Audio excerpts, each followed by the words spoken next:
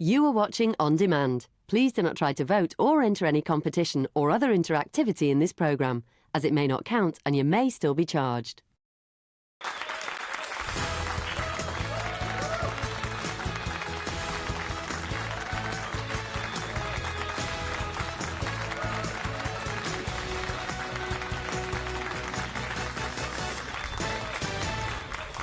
Hello, welcome to your first Loose Women of the Week. It's really lovely to have your company this afternoon. And joining me, Ruth Langsford, it is Nadia Sawalha, Jane Moore, and we're delighted to have her back. It is Denise Welch, and obviously so much to talk to Denise about after a very tough few months. Denise is going to be sharing how she said goodbye to her beloved dad, Vin, and how she's coping with her grief. Then, at 1 o'clock today. So I'd kind of always sit with my head down or making excuses to leave the room and just have a minute because I was finding it all quite overwhelming. Now I understand that's because I'm autistic. A Loose Women exclusive with Christine McGuinness, who spoke to Nadia and Kay for the first time on television about her autism diagnosis and how it'll affect how she and Paddy parent their 3 autistic children.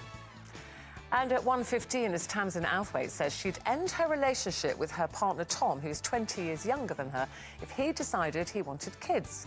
We're asking, would you leave someone if they weren't on the same kids page as you? So, as I said, after around 2 months away and a very, very tough time, we are so happy to have you back. And again, our condolences, our love to you, the family. I mean, I know we've all been messaging privately. You have. Here, and a lot of viewers. We had a lot of messages for you. How are you? I'm okay, thank you. I didn't feel ready to come back till now. And obviously the show was very respectful of that. It's weird because, of course, last time I was here, I was asking you all to celebrate with me because Dad, after a long illness this year, the first time he'd been poorly really ever in his life, and, you know, I spent a lot of this year in hospital when I was able to with him, and he'd made such a valiant recovery. We sort of loved him back to health, we felt. And then he got what started as a temperature. He had some paracetamol and it went down, and we thought, you know, you don't get overly panicky about something like that. And unfortunately, he had to go into hospital. He was furious that he had to go back in. And we kept saying, just come out. Well, and we kept saying, Dad, you know, you've got to, it's only for a few days. I'm not staying in here when the Ryder Cup's on and all this sort of thing. And unfortunately, it wasn't just 2 or 3 days. He had pulmonary fibrosis, which he had lived with, and hadn't really caused him that much of a problem. But the pneumonia on top, he just couldn't beat. And it was difficult because the hospital at the beginning, when he was taken in, yet again, had no visiting. So while he was just poorly in there, he felt very lonely and a bit scared, as thousands of people have for various illnesses this year. But then when we knew that he wasn't going to make it, the staff on this Ward 6 at Durham were incredible in letting us as a family, because we were all with him when when he went. And I think that Dad didn't know he was going. With the palliative care team came to talk to Debbie and I, and they said, you know, we would like, do you think your dad is compos mentis enough to understand that he's not going to recover? And we said, whether he is or not, because he had, with the lack of oxygen, his mental capacity had declined, and he was sort of in and out of lucidity at that point. He knew that we were there. He thought Lincoln was upstairs waiting in a car for him, you know, to come. And indeed, Lincoln spent 12 hours in the car park because that's where my dad thought that he was waiting for it. So it's been very, very tough. But my sister and I have been a strength for each other. The kids are all, you know, they thought Dad was going to come back because they'd seen him almost come back from the dead, as it were, earlier this year, so they didn't believe it till it happened. Sometimes as well, Denise, you're shocked. Even you know it's happened. sometimes we think we're prepared. I thought I was prepared for it with my dad with Alzheimer's, and then you're not, and then you can't believe it. So you they can't believe it.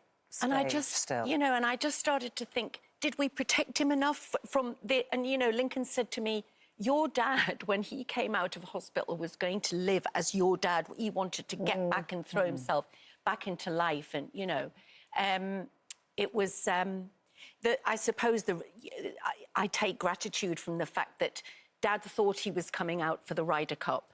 And by that time, as I say, he wasn't really quite aware, and that we were able to be with him. And you protected him from knowing. Protected him from knowing. It wasn't something that Dad would have ever wanted to know, or indeed would have admitted. But it's you know. Is it a comfort you were with him? Because I didn't get to my dad in time. And I sometimes wish I had been there. Ruth, honestly, the amount of people who have been so gracious in sending their love to me and the family, who weren't able to be with their loved ones, particularly this last 2 years. And so I feel that both my mum and my dad, when they went with their family around them, and I'm very grateful for that, because so many people didn't get, you know, didn't get to have that. And we had the most... When he died, Matthew said, we have to give Grandpa the send-off. We have to give him a party that he would be furious at not being at. Oh, that's a lovely way to put it, isn't it? That's exactly what we did. He would have been so peed off that he wasn't there. And we had... Dad was very known, as you girls know, for his opposite, you know, the sort of crazy photo. So all the guys who carried his pink glitter coffin, we had it wrapped specially. And it was a pink glitter coffin. Fabulous. And everybody came in crazy suits and colour and sparkles. And we had our friend Louis Hoover, who does a brilliant Frank Sinatra show. Dad loved Frank Sinatra, so we had Louis singing. And we had a band. Matthew and Jamie put a band on, and it was a party. And we've had so many people say to us, we've been invited to many celebrations of life, which actually have just been a funeral. This was a proper celebration of a life lived. And, you know, you girls have been part of that life he lived. He loved this show. He watched it in his final... We loved him. He loved it. I was going to say, Denise, he was part of Loose Women, and we did all love him. And so to hope this doesn't upset you, I hope it makes you smile. He'd be furious if he wasn't celebrated. Well, yeah, Vin, this is for you. These are your Loose Women best bits. Oh. Long-time viewers of this show will have met my dad in his alter ego as Raquel, because he does the drag act. Final drag queen.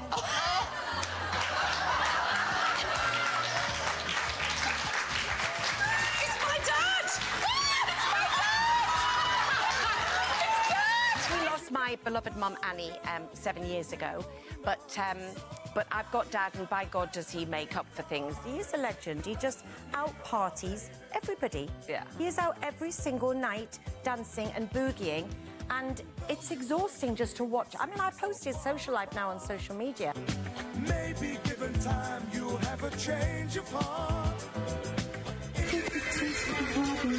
I'm prepared to wait the day you give your love to me. The day you give your gladly sacrifice. Right, well, you did actually ask me to get you a dress, didn't you? Yes. So I've got you a model that looks exactly like you, exactly the same size, and exactly the same hair, so you can see exactly what it's going to look like.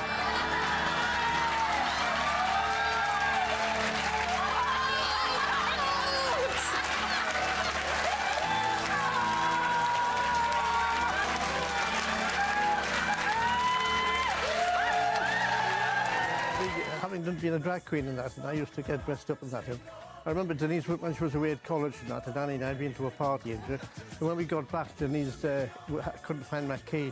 I didn't know where Denise was in, actually, so when I knocked on the door thinking my other door was open, and Denise opened it to be confronted by Marlene Dietrich and Cleopatra hanging over my shoulder. Oh, Denise. You know what? I know you're going to miss him so much.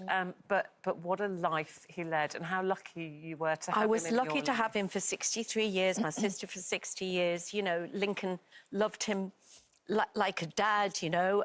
But we're very lucky that we are from such a close family and that we have such lovely friends. So thank you for that tribute to the producers, because it really means a lot. Thank you. Can we also talk about that whilst this was all happening to you and with your dad, and then you got ill as well? So that's another reason we haven't seen you. What did the Queen say? The annus horribilis. It really has, yeah. Well, my sister and I spent 5 days and nights in the respiratory ward with Dad. So I got poorly as a result of whatever I caught in there. My sister miraculously didn't, incredibly. But I honestly feel I was the most poorly that I was in 20 years. And I had what was then diagnosed as chronic bronchitis, or the super cold, because with the super cold, I lost my taste and smell for a week. Drove to Manchester Airport to have the PCRs all negative, but I was in bed organising the funeral. My dad wasn't prepared to not be here, so he didn't have a kick the bucket file. So it's been, my poor sisters had to be, who's his lawyer? Where's this? Who was he with? You know, it's been one of those. So yeah, it was pretty, because you know how emotional you are when you're poorly. And it was really, I was proper poorly. Anyway, I got well enough. We then had the funeral. I felt well, and then we had this stalker scenario, which you may have seen in the papers, which I will talk about when it's sort of all done. But all I can say is that it's pretty horrendous, and I'm really glad that now stalking is being taken very seriously. And we have this amazing harm reduction unit in Cheshire, but at the minute it's a postcode lottery, so we've had a lot of support, but it was still hard to go through. And then miraculously, not miraculously, I went to work thinking I was having a recurrence of this bronchitis, said I couldn't taste my coffee, and COVID marshal alert, taken off set, tested, negative lateral flow and positive PCR. So then I got COVID. So then I'm well, I'm well again now. It's left me with a bit of vertigo, which I think you said that was that Eamon had. And so yeah, it's been a pretty pooey time. Oh, really? Well, but lots of people have had a pooey time. But it's been tough. But in everything you find gratitude for something. I'm trying to, even though this has been possibly one of the worst years of my life, I haven't had an episode of clinical depression since 2019. Oh, so it just goes to show that sadness and grief are not related, are very, very... Well, listen, we know it's been a tough old time for you, and we're really glad you're back in Thank the you. fold. And I love you girls, and I'm very grateful. And we love Vin as well, and may rest in... Well, it won't be peace, will it? It won't be peace. No, it won't be. It won't. No, it'll all be going on. We're dancing. And if there isn't up there, my mother will have gone, oh, God, I wondered when he arrived.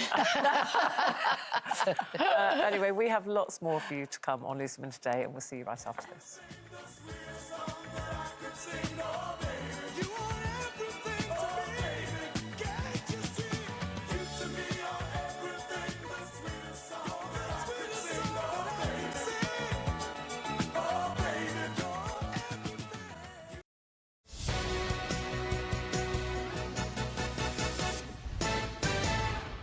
Hello, welcome back to Loose Women. Now, we've got an exclusive interview with Christine McGuinness at 1 o'clock this afternoon, talking about how husband Paddy is supporting her through her autism diagnosis and how it's brought her even closer to her own children.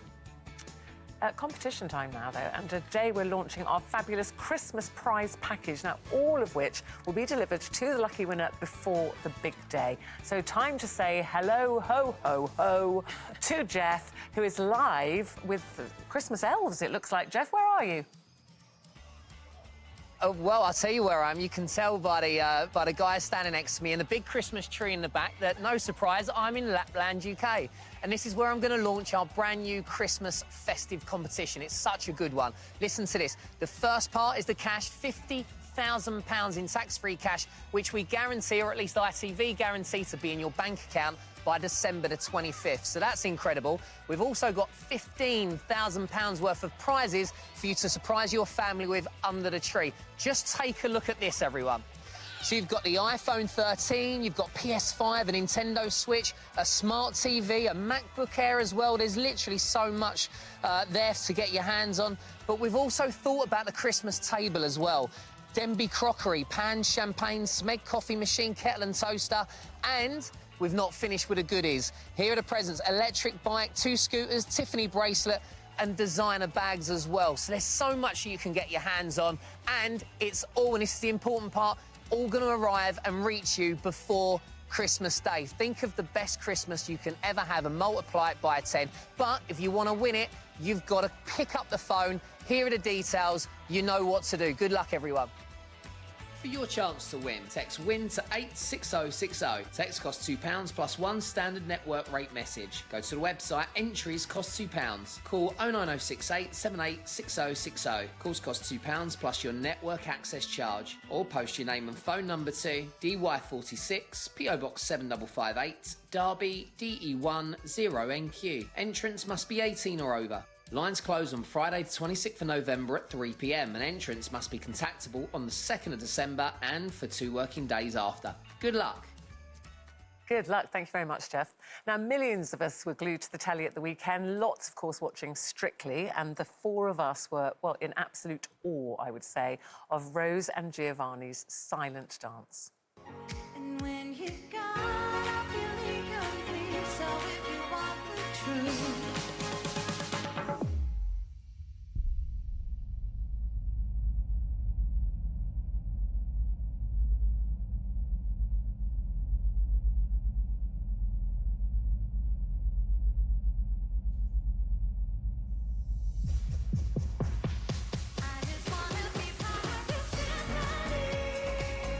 How powerful was that? James' eyes again. Do you know, we watched that at the weekend, and you know, they talk about the power of music, but the power of no music on a primetime TV.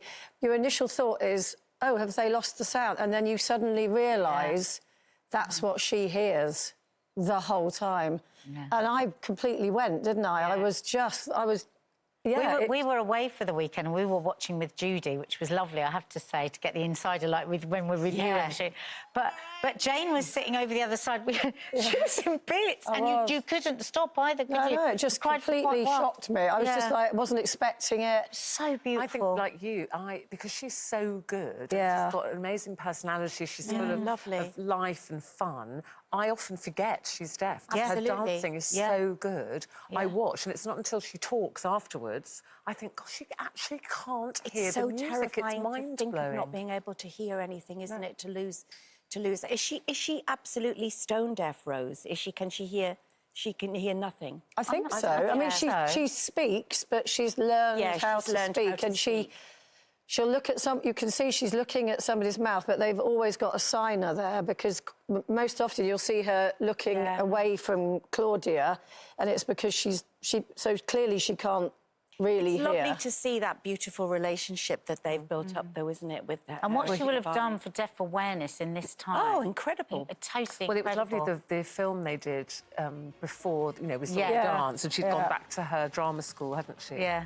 And taught, you know, and to the other deaf children, and she was amazing there, and just she said she was doing this performance for them, didn't she? Yeah. We were bits of that bit as well. Yeah. We're all over the place. She's just saying you can do anything. And also, whenever I see her mum talk about her... I know. I mean, how proud. And Giovanni said, you know, that this dance will remain in his heart forever. Yeah. Well, you could see Giovanni as well. Yeah. You could see he was so affected in a way that, you know, you've not seen... Because he's kind of like, you know, a tough pro. Get on with the dancing. Yeah. No, it was incredible. Yeah, absolutely lovely. So you four had a nice weekend? How was Judy in the countryside? We did. So who was there? You two and Kay and Judy? And it's our first time where we've taken Judy to the country. Honestly, there must have been 100 phone calls. She spends a lot of time on the phone, Judy, but she's so funny. Yes, I'm in the country. in Chipping Norton. And she was doing this fantastic posh Tory accent, as she was saying, wherever we went. I think we've got a little clip, actually. Look at her doing this. That looks it. Oh, Judy, do you mind? Yes. Are you right? Yes, I'm just in the countryside, in Chipping Norton. And the question is, do you ride? Oh, she had a designer trainers on and we went for a muddy Going walk. through the mud. Oh, it was just Now, brilliant. listen, another TV must that you must watch this Friday, BBC Two at 10 p.m. What were you thinking? I have no Tell us idea. what we're going to be seeing. Because I've been so poorly, and in a couple of days of feeling well, I got asked to do it and thought it was a good idea. I realised I clearly Can wasn't well when I said yes. Do It is University Challenge. With Kay. With Kay, who we know is University very Challenge. competitive. I know. OK, let's have a look. A little bit. We wait ages for one loose woman. We've got two loose women on the panel. I know. Tell me, what kind of student were you? I loved school. I loved hanging around on the radiators to see which boy I fancied walk past. That was basically my my school years. So that's why I said yes to University Challenge. A synonym for whiteout. What's the surname of this BBC East Midlands weather presenter? Blizzard. Do you know it's Blizzard, or are you guessing it because it's synonym? I'm pretty sure it's Blizzard, but I don't know what her first name is. We only need the surname. Oh, there you go. OK, Blizzard. You're going Blizzard? Yes. It's Sarah Blizzard. Yeah. Wow. Wow, I thought you were being silly when you said that, because it was the weather. One. Is that the only one? Was that... I'm not giving anything away. I just wanted people to think that they had misread their TV Times or whatever it is going, Denise Welch is in University Challenge. That must be a misprint, surely. Anyway, it's all for children in need, so of course it's for a great cause. It is for a great cause. So that's this Friday. So the University Challenge show is BBC Two at 10 o'clock, and then BBC Children in Need, the actual appeal show, on the same day, Friday the 19th, starts at 7 p.m. Cannot wait to see that. Absolutely. OK, should we take a break now, then? Because we've got lots more to come for you. Tamsin Outhwaite, she's been talking. She said she'd end her relationship with her younger partner, Tom, if he decided that he wanted kids, because she doesn't want any more. So we're asking, how important is it to have that chat about wanting children? Find out which of us had that chat just on date number 2. Also, after the break, in an exclusive interview, Christine McGuinness opens up about her autism diagnosis after years of caring for her own autistic children. We'll be back with that right after this.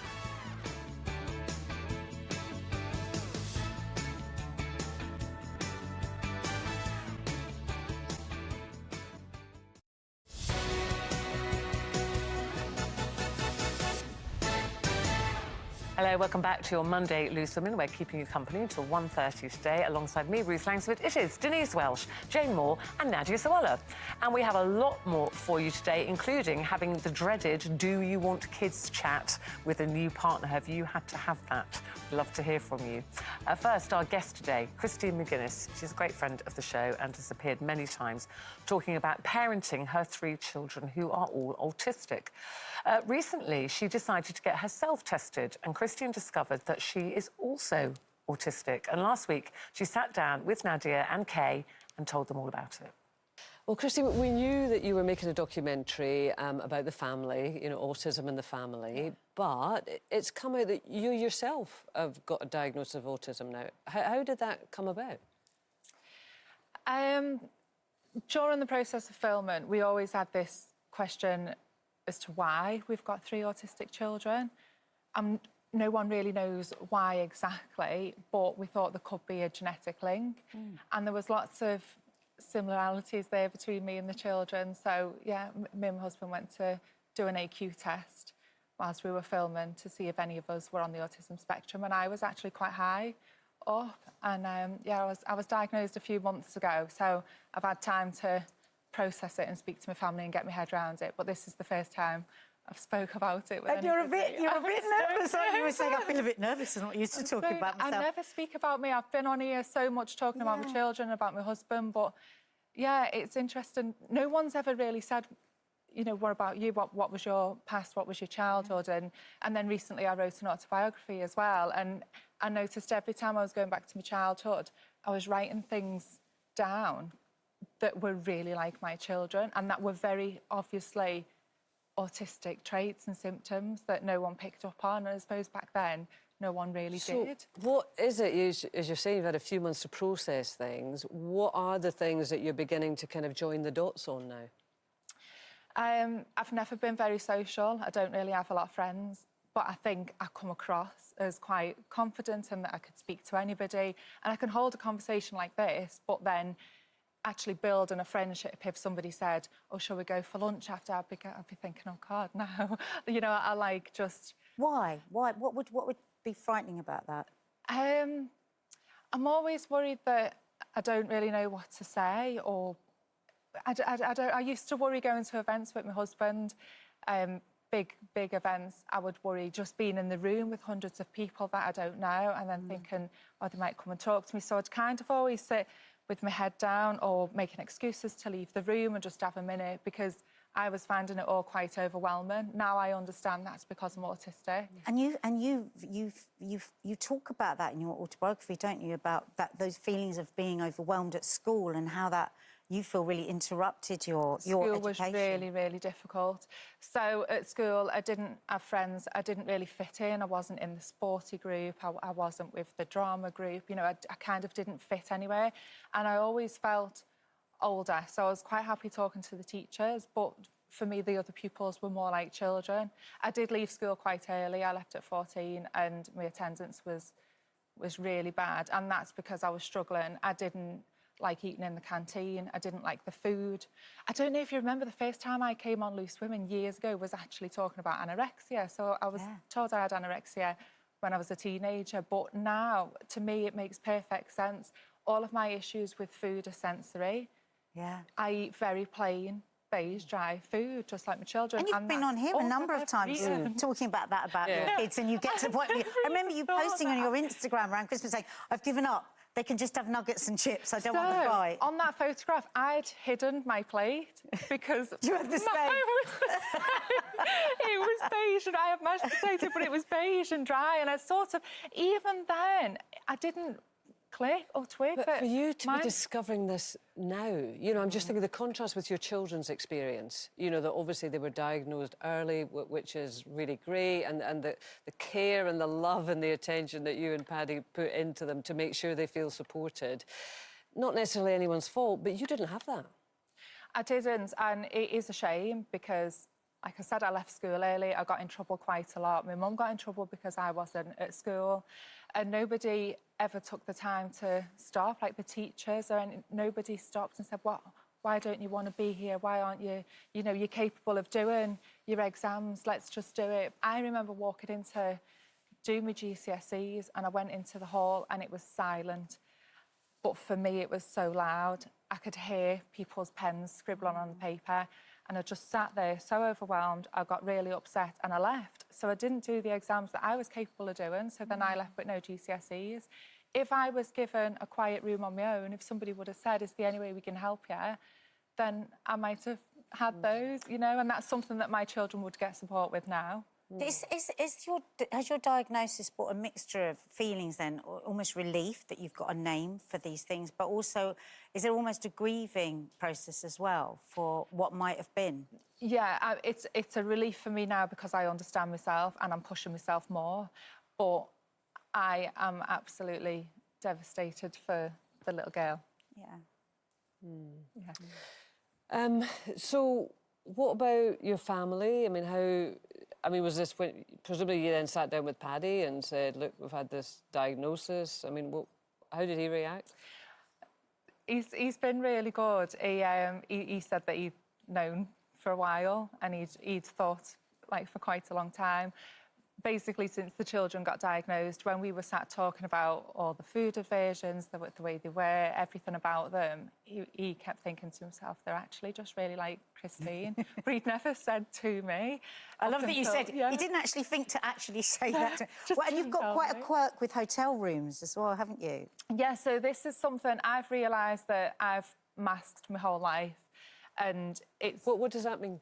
So masking is something that it's quite common, more for women and girls with autism. Boys can do it as well.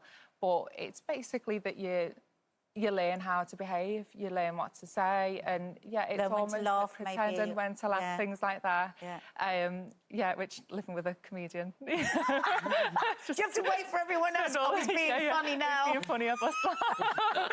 But yeah, it's Well, become you've a probably normal heard the way of stories life. a few times, to be fair, Christine. But I didn't realise that I actually do that in front of my husband as well, and there's things I do that he's got no idea about, and the hotel rooms in particular. I've always been afraid to say it out loud because I know it seems odd and it seems different. But if I go to a hotel room, I will rearrange the furniture, I'll take pictures off the wall. I'd like a really plain room. There's a hotel in London that I really like because it's just a plain white room. And so for me, it's lovely. Does that give you a feeling of safety then? Is that what it's about? It's just, no, there's no distractions. So I don't like busy carpets, busy curtains. I just like everything quite plain. So we've been renovating our house and this has been quite an issue with us both because we want it homely and I want it homely for the children as well. But for me, if I could live in just a plain white box, then I would. Do you still mask with him? Yeah. It's a normal way of life. In what way? With everyone. So we had our first date night in over 2 years because, you know, we found it difficult to leave the children. We went to the Pride of Britain Awards a couple of weeks ago. And, yeah, as soon as we walked into the hotel, there was so much that I wanted to move, the cushions, the everything. It was just all... It was a bit busy. The carpet was really busy. But I just walked in and I kind of looked around and just said nothing, stayed quiet because... Is that exhausting? It's exhausting, it is. And then going to the awards itself... I've become really good now at going in and smiling and saying hi to everyone. And I do think there's a part of me that is enjoying it now. Yeah. Now that I'm doing it more and more, it is becoming easier and I'm pushing myself to do it because I want my children to go out and have fun and I don't want autism to hold any of us back. Well, you'll have... Well, you've got a remarkable connection with them anyway. That's always been evident. But does this diagnosis give you almost an extra connection with the kids? For me, it's the best thing to come out of it is that my children, when we do tell them that they're autistic, is that I can just say... You haven't told them? We haven't told our children that they're autistic yet. So when we do... How old are they again, Christine? The twins are 8 and then our youngest is 5. So when we do discuss it with them, at least now I can say, you're just a bit like Mummy, it's not going to hold you back. Mummy's working, Mummy's married, Mummy's got a family, you know, you are capable of all these things. And I think we need to address just whilst we're here as well that obviously autism is a huge, big, massive spectrum. Yeah. I don't define an autistic person and my children don't. There are those that really, really do struggle with many, many challenges. There are autistic people that may not be able to talk yet. There'll be families out there that are still waiting to hear their children say Mummy, you know. Yeah. Absolutely, that is a really important thing to say. Yeah. So where are you in your life now, then? You've had this diagnosis and you've been talking about, you know, obviously going through your early life without that diagnosis, but you had other challenges in your early life as well on top of that. I did. There was so many difficult times through childhood that I wrote about in my autobiography. And then during my 20s, I became really quite reclusive, which... Thinking back, and I've spoke to you about this before, and it seems really sad, but actually, during my 20s, when I was a recluse, I barely left the house. Like, for 8 years, I didn't leave the house, but it suited me at the time, and that gave me space and time to just be me, to heal, to be a mum and a wife, and that's what I wanted. And then when I hit my 30s, my children all started school, I thought, you know, I really want to do more, but I was always a little bit scared to make that big step out and start going out and start socialising because it's just not me. Now, I've been going out for nearly 3 years, not out. I don't party, but I'm doing a little bit more work and I'm finding it more fun, but I am still an absolute nervous wreck. I'm getting better. The more I do it, I'm getting better. I'm doing the full Monty, as you know, too, about swimming around. You don't do anything by half, Christine, I'll give you that. And you know, the most nerve-wracking part for me is being with people that I don't know and having to socialise. Yeah. And I remember on the first day walking into the room, looking at them all thinking, these are all chatting away and they're all fine and they all know each other. And I was just stood there going, can't do it, I need to go home. Not because of the full Monty, but because I had to stay with people. I had to eat with them, and I just did. I found it so difficult. Now it's been a couple of weeks, and we know each other far too well, and we're oversharing. Yeah, so and yeah, very it's important been to you good. because, of course, your mum was diagnosed with cancer, wasn't she? Breast Yeah. cancer at the time of the pandemic, and had to Yeah, go because I during remember the you lockdown. talking to us, and she had to go through it all by herself. Yeah, so. during the lockdown, it was just the most awful news. So I've got 4 aunties who've had breast cancer. We thought that's a lot for our family. So then for my mum to get it as well, we were absolutely heartbroken. And my mum's been the biggest part of our family. She used to come and stay and help me with the children every single weekend. And yeah, suddenly she couldn't come anymore. And then she had to go through all that treatment on her own. And it's just... You know, it's something that I think I'll never get over. Not being able to take my mum for chemotherapy was just heartbreaking, but my mum's a strong woman and she's laughed her way through it and she's doing really, really well, so yeah. Well, what can I say, Christine? You take after your mum. You do. Oh, thank you. You do. You're a very lovely person. Thank you so much. She is a lovely person. It's really interesting, actually, is. the times I've met her on a red carpet and a TV show, you would never know all those things, struggles and difficulties and challenges. You would never know, because she's obviously taught herself to go, hi, I remember years ago when she came on saying, I don't have any friends, and it's always haunted me that. I've said a few times, we must take Christine out to lunch, and yet she said, I don't want any. I can't do it. I can't go out with people. Yeah, but that's what makes her happy. Yeah. Yeah. And I presume having that diagnosis has made everything kind of fall Fit into into place. place. Yes, I've heard that At before. least she understands it Yeah. now. And, yeah, very interesting. Christine, thank you so Yeah, much thanks, Christine. for talking so candidly about that. And Christine's book, I believe, is out now on pre-order. It's called A Beautiful Nightmare. Yes, it's out on Thursday the 25th, but you can pre-order it now. And if you were struggling with anything in similar ways to Christine, go to the ITV website and you will find details of organisations there who can help. Now, after the break, Tamsin Outhwaite, she's revealed that she would walk away from her much younger partner, Tom, if he decided he wanted kids. So we're asking, could you leave a partner if you weren't on the same page about wanting children? Back to that in just a bit.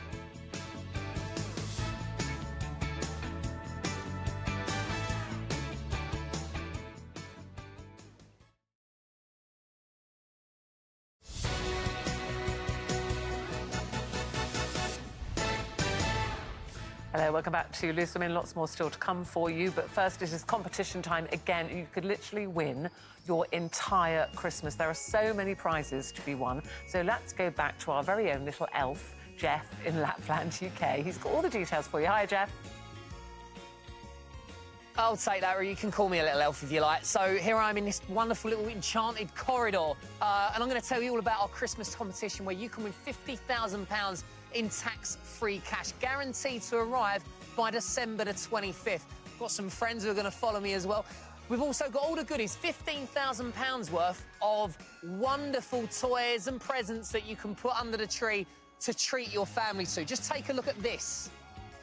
The iPhone 13, PS5, Nintendo Switch, Smart TV, MacBook Air, and for your festive Christmas table, we've got that sorted as well. Denby crockery pans, champagne, Smeg coffee machine, kettle and toaster, plus the presents don't end there. Electric bike, 2 scooters, Tiffany bracelet, designer bags as well, and the best thing about it is it will arrive at yours in time for Christmas. So you and your family can have the most magical experience you've probably ever had at Christmas. But you've got to enter. Pick up the phone, here are the details. Happy Christmas, everyone. It sounds a little bit early, but not if you're at Lapland, UK. And this is what you need to do. For your chance to win, text WIN to 86060. Text costs £2 plus 1 standard network rate message. Go to the website, entries cost £2. Call 09068 786060. Calls cost £2 plus your network access charge. Or post your name and phone number to DY46, PO Box 7558, Derby, DE1 0NQ. Entrance must be 18 or over. Lines close on Friday the 26th of November at 3 p.m. and entrance must be contactable on the 2nd of December and for 2 working days after. Good luck. Good luck, yes, thank you, Jeff. Now, actress Tamsin Outhwaite has told her partner Tom, who's 20 years younger than her, that she would end their relationship if he decided that he wanted children. So Tamsin has 2 daughters of her own, and she says she definitely doesn't want any more children. And so they've got us thinking this morning, like, could you leave someone if they weren't on the same parenting page. And it's a conversation that you felt you needed to have quite early on. With Gary. Yeah. I mean, when I was younger, free and single, I didn't think twice about it. But, you know, when you get older, I mean, I think I was about 37, 38 when I met Gary. And obviously I had a daughter, he had a daughter. But I'd always had it in my mind that I wanted to have one more child. So I think it was like date 2. And I didn't do it sort of really obviously, but you know when you're just chatting and getting to know somebody, and I was like, oh, so would you like more children? kind of thing. And he went, yeah, you know, I think I'd probably like one more. And then we got married and I was 40. And I remember saying, well, I'd like to... In fact, no, it was just before we got married, and I said I'd like to try, after we got married, to have another... And he went, well, I don't know if I want another child. And I went, but you said... And he went, did I? And it was a bit of a kind of an awkward, you know, week or two where we had to kind of thrash it out with a few hardcore conversations. And in the end... Gary, you can imagine that, can't you? In the end, he sort of... Let me refer to my notebook of the day. Well, it was a bit like that. And in the end, I said, we'll let nature be the referee, i.e. I'm going to come off the pill, we'll just see what happens. Luckily, very luckily, I got pregnant. And, of course, now he is obsessed. He can't imagine Grace not being in his life, etc. But if he said no on date 2, then what would you have done? Would you have not? I would have probably just thought, well, OK, I'm not going to move forward You with must this. have felt something about Gary after just one date, then, in order to even bring that up. No, because but when if it you... was just sort well, of you all know this, although... But, I mean, when you have children already and you meet somebody, it's different because you are thinking, is this somebody I want to introduce my children to? Yeah. If we are going to have a future together, I don't know. But if we are, you know, you look at them in a completely different way to when you're in your early 20s. Yeah. You know, you just think, oh, well, we'll see how it goes. But you haven't got time to waste when you're, you know, 38 and you want to have another child. So you kind of cut straight to the point. I did the You same must with have done. Eamon, yeah. We, you know, because he had 3 children. I was 35 or 6 and definitely knew I wanted children and hoped I would have children one day. And I had the conversation very early on and just said, look, could you ever see yourself having... Because I could feel this connection, you know, and I said, could you ever see yourself with children? And he said, well, you know, if I'm honest, probably not, but why would I ever deny you that? And so from then I was like, OK, he's on board. And we didn't do it then for 6 or 7 years. I wasn't kind of saying tomorrow, but I know I would have. And it sounds very dramatic, doesn't it? I walk away. I'd have just gone, do you know what, it's been lovely. Yeah, of course. But there's no point in pursuing this because I will probably hate you for it further down the line if we stay together and then you actually in 3 years' time say, oh, no, I don't want children. So I think maybe, you know, it's just her having that conversation. I mean, headlines are always very dramatic, aren't they? But I think her having that conversation and telling him, I don't want them. And if you don't, that's fine. But at some point, if you do, I'm not going to change my mind. Anyway, interesting one, Tamsin. Thank you. It's given us a lot of thought today. Something else to talk about on Loose Women. I'm afraid that's all we've got time for today, though. Tomorrow, we're going to be joined by former MP Ed Balls. He's talking about a subject close to many of our hearts and your hearts, I know, and that is the care home crisis. But until then, have a great afternoon. See you tomorrow. Bye-bye.